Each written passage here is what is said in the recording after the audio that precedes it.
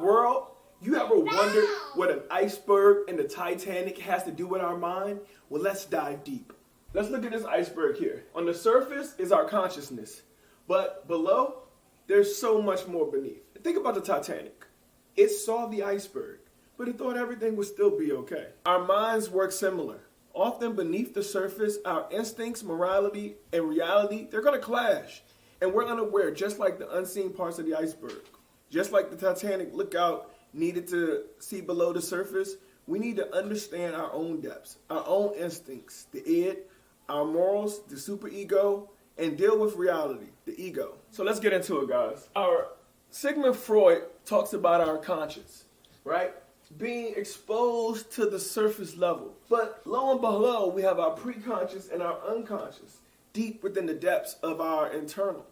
And as some may say, it's not the water that surfaces the ship that causes it to sink, but the water that gets into it.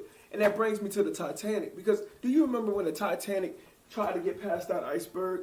It was actually the id, the instincts. The iceberg instincts is to do what when something crashes onto it, y'all? It's to freaking resist. It's to stand its ground. It did what it had to do in that moment because it's an iceberg, right? The iceberg ain't supposed to, oh no, it don't hurt.